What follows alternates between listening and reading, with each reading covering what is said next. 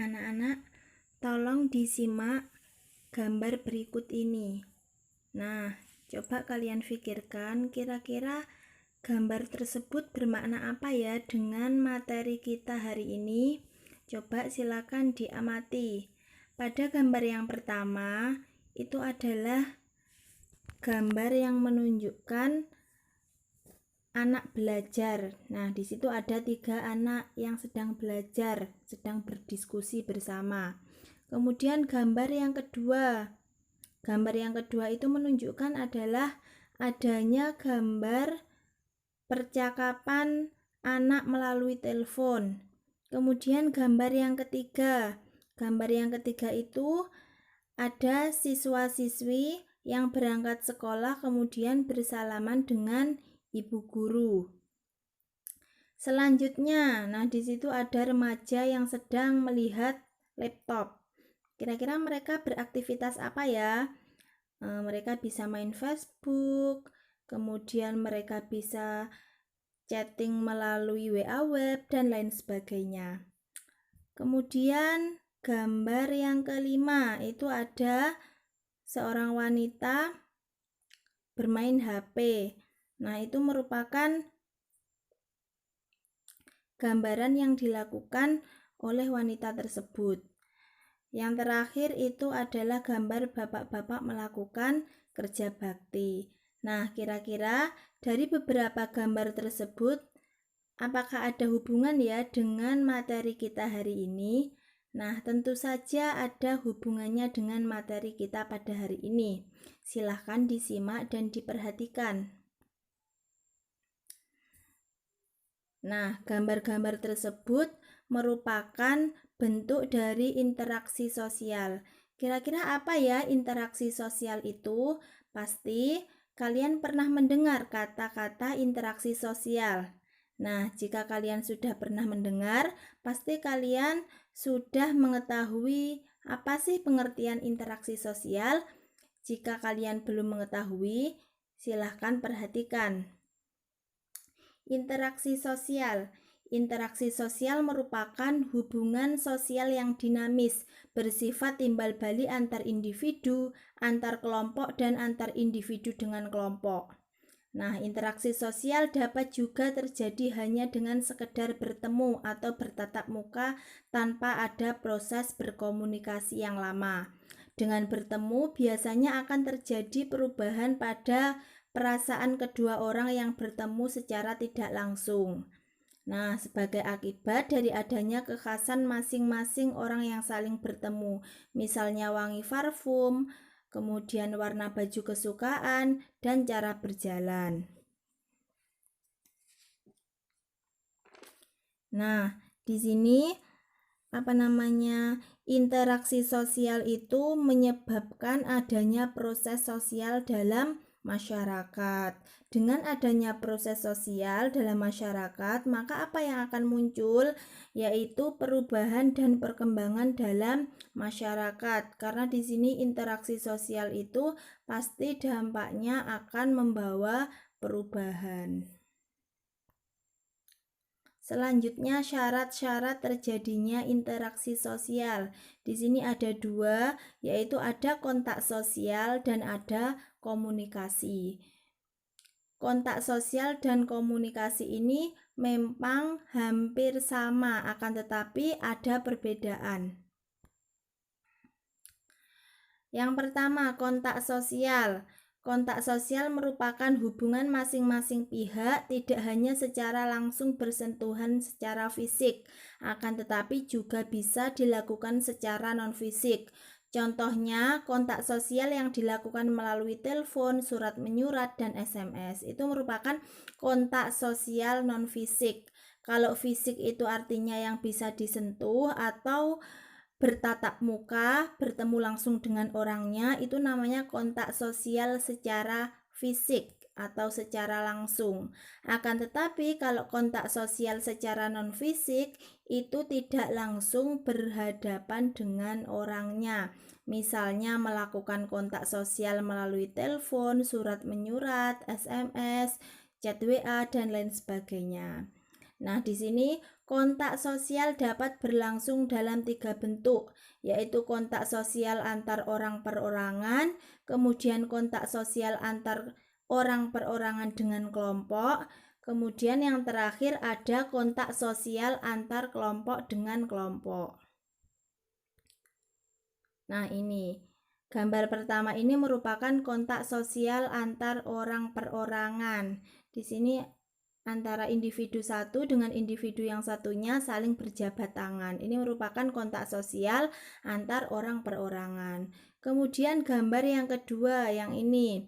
Ini merupakan kontak sosial antar orang perorangan dengan kelompok. Di sini yang dimaksud dengan orang perorangan adalah bu guru yang sedang menerangkan kepada murid-muridnya, dan yang dimaksud dengan kelompok di sini ada kelompok siswa yang lagi belajar. Nah, ini merupakan kontak sosial antar orang perorangan dengan kelompok. Kemudian yang ketiga, nah ini gambar apa?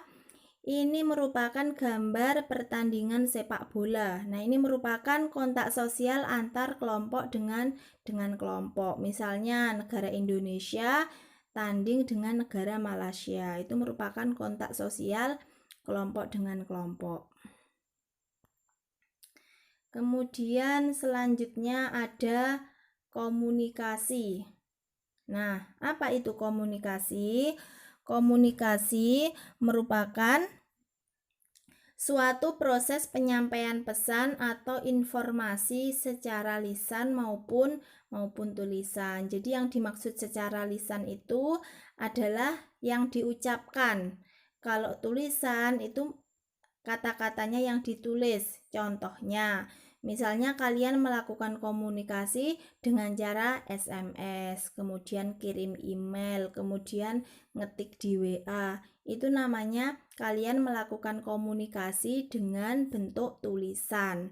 Akan tetapi kalau kalian melakukan komunikasi dengan bentuk lisan atau secara lisan, yaitu kalian langsung ngobrol atau bicara dengan orang yang kalian ajak komunikasi.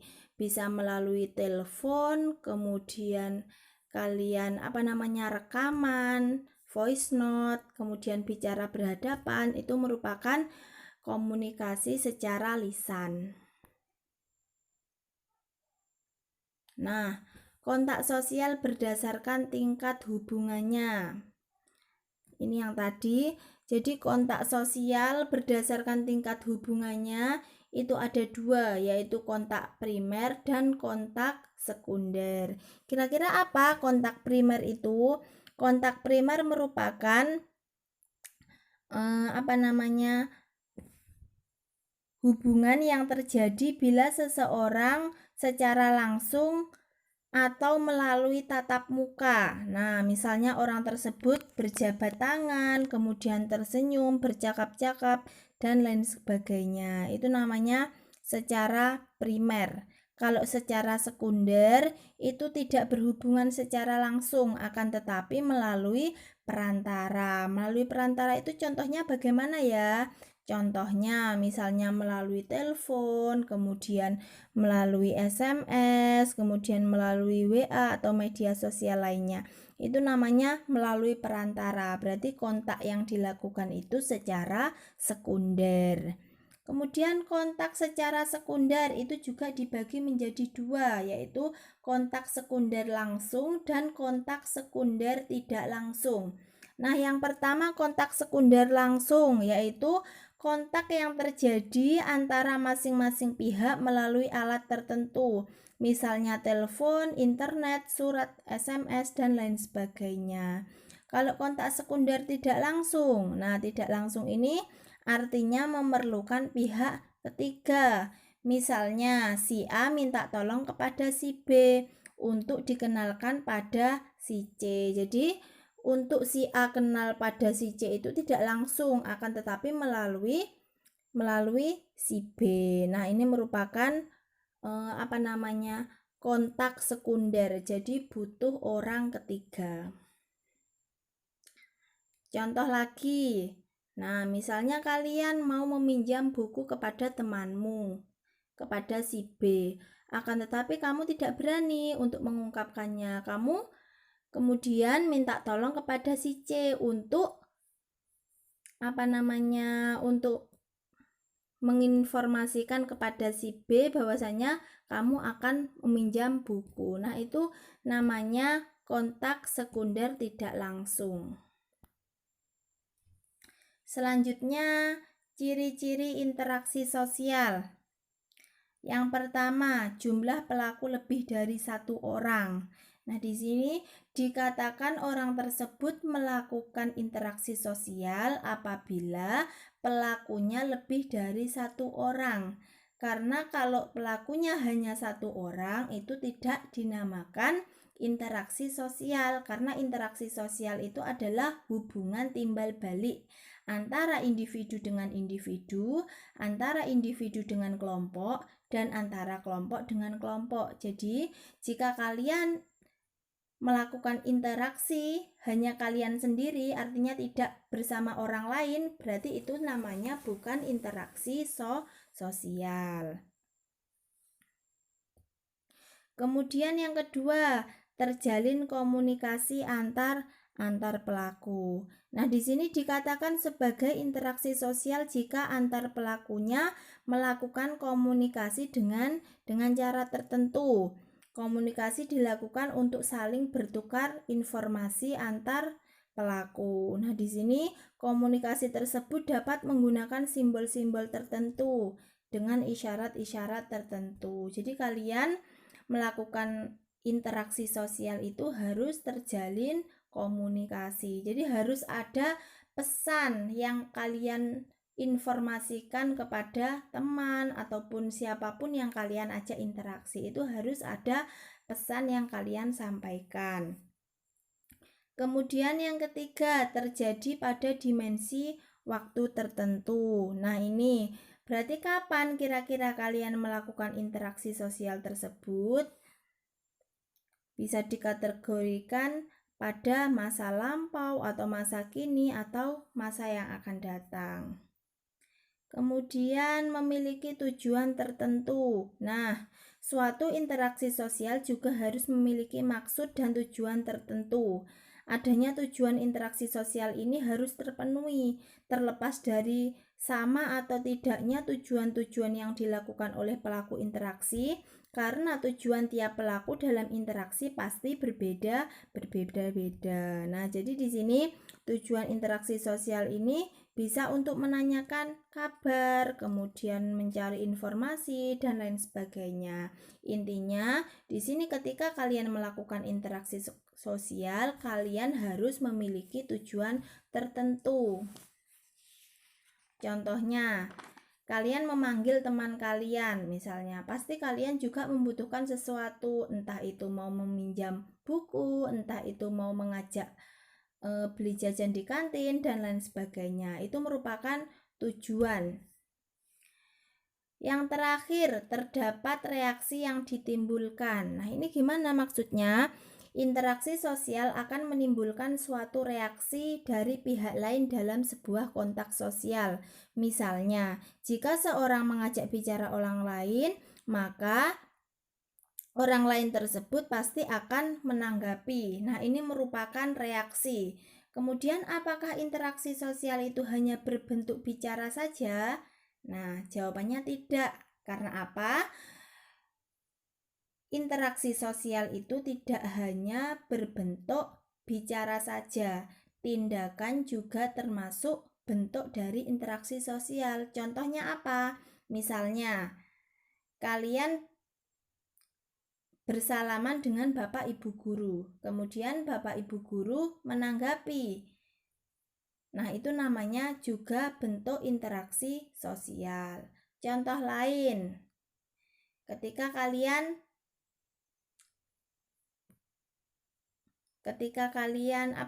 memberikan jajan kepada temanmu tanpa kalian berucap, langsung langsung memberikan jajan, kemudian temanmu menangkap jajan tersebut. Nah, itu namanya juga bentuk interaksi sosial, akan tetapi melalui tindakan.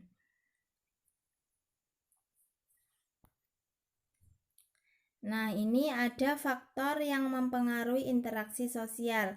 Ada sugesti, kemudian imitasi, identifikasi, simpati, empati, dan motivasi. Nah, kira-kira sugesti itu apa? Sugesti itu merupakan pemberian pengaruh atau pandangan dari satu pihak kepada pihak lain. Jadi di sini sugesti itu artinya pihak yang dipengaruhi akan tergerak mengikuti pihak yang mempengaruhi. Contohnya, misalnya seorang dokter yang memberikan nasihat kepada pasien untuk sembuh dan pasiennya mempercayainya. Contohnya, ketika kalian sakit, pasti kalian berobat ke dokter. Dokter bilang, kamu harus minum obat ini. Misalnya 1 hari 3 kali, kamu tidak boleh makan pedas, kamu tidak boleh makan asin. Nah, apa yang kalian lakukan? Pasti kalian mempercayainya atau melakukan anjuran yang dikatakan oleh dokter.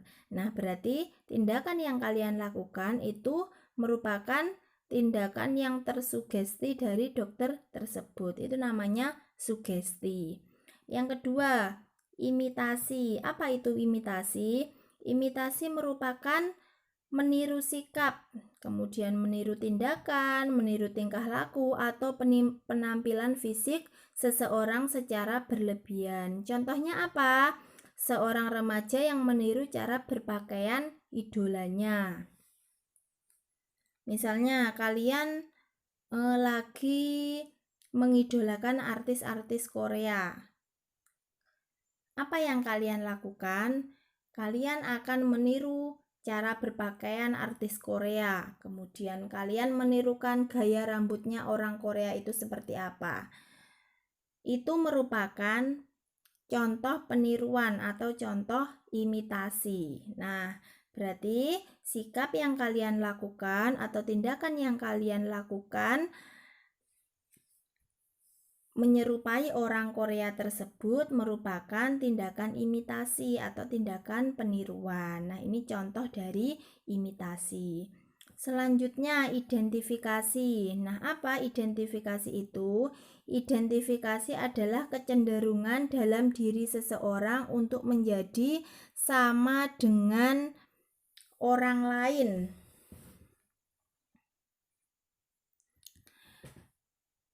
Kira-kira apakah sama ya dengan imitasi tadi? Nah, jadi jika imitasi tadi mungkin yang ditirukan hanya cara pakaiannya, model rambutnya. Akan tetapi kalau identifikasi ini yang ditirukan lebih mendalam. Misalnya, kalian mengidolakan pemain sepak bola. Nah, berarti yang kalian tirukan itu bukan hanya hobinya dia yang suka bermain sepak bola, akan tetapi semua tingkah laku yang dilakukan oleh pemain sepak bola tersebut kalian juga lakukan. Itu namanya identifikasi. Jadi identifikasi itu merupakan kecenderungan atau keinginan dalam diri seseorang untuk menjadi sama dengan orang lain.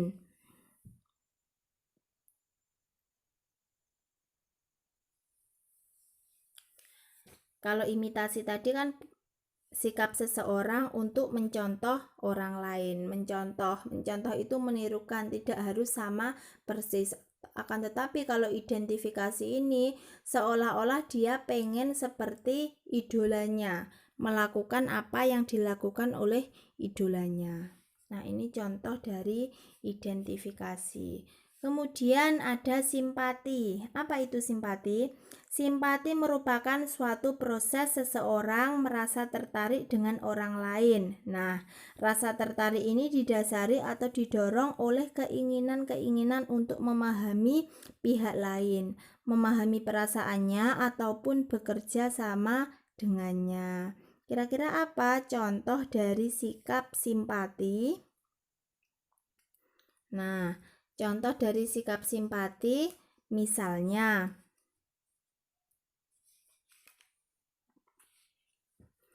pada saat ada tetangga kita yang tertimpa musibah, maka kita ikut merasakan kesedihannya dan berusaha membantunya. Itu berarti kalian punya sikap simpati kepada tetangga. Kemudian ketika teman kalian lagi jatuh, kalian juga ikut sedih, seolah-olah merasakan jatuh juga, dan kalian berusaha untuk menolongnya. Itu berarti kalian memiliki sikap simpati terhadap teman. Kemudian ada sikap empati. Apa itu empati? Empati merupakan rasa haru ketika seorang melihat orang lain mengalami sesuatu yang menarik perhatian. Apa contohnya? Contohnya ketika melihat para korban bencana alam, tanpa sadar air mata kita menetes, kemudian seolah-olah kita merasakan penderitaan mereka. Nah, ini hampir sama dengan simpati. Kalau simpati tadi kita hanya merasakan yang dirasakan oleh orang lain, akan tetapi kalau empati lebih mendalam ya. Jadi rasa haru kita itu lebih mendalam. Kemudian ketika kalian nonton film biasanya sampai menangis karena mungkin di film itu terjadi kesedihan. Nah, itu berarti kalian punya sifat empati. Kemudian yang terakhir ada motivasi. Apa motivasi itu? Motivasi merupakan dorongan yang mendasari seseorang untuk melakukan perbuatan berdasarkan pertimbangan rasionalistis. Contohnya, seorang bekerja keras siang dan malam bertujuan untuk mencukupi kebutuhan keluarganya. Motivasi dalam diri seseorang dapat muncul karena faktor atau pengaruh dari orang lain, sehingga individu melakukan kontak dengan orang lain. Nah, ini. Jadi motivasi itu bisa berasal dari internal atau diri kita sendiri, dan juga bisa berasal dari orang lain. Dari dalam sendiri misalnya apa? Misalnya kalian punya komitmen, saya harus menjadi juara kelas, minimal peringkat 3.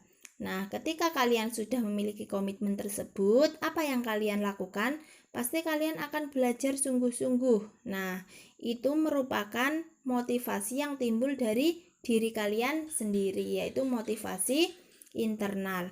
Kalau motivasi eksternal kira-kira apa ya? Contohnya, misalnya orang tua kalian sebelum kalian berangkat ke pondok pasti berpesan, "Nak, kalau belajar yang sungguh-sungguh." Misalnya, waktunya belajar ya belajar, waktunya mengerjakan tugas ya mengerjakan tugas. Kemudian kalian nurut dengan kata orang tua, sehingga ketika kalian akan tidak serius belajar, kalian teringat dengan kata-kata orang tua tersebut. Berarti kalian mempunyai motivasi. Motivasinya dari siapa? Dari orang tua. Nah, itu merupakan motivasi eksternal. Nah, itu merupakan pembelajaran kita tentang interaksi sosial. Nah, sekarang untuk mengukur seberapa tingkat kefahaman kalian tentang interaksi sosial, silakan kerjakan tugas di bawah ini. Sebagai makhluk sosial, setiap manusia harus melakukan interaksi dengan lingkungan sekitarnya. Menurut pendapatmu, seberapa pentingkah interaksi sosial dalam lingkungan masyarakat?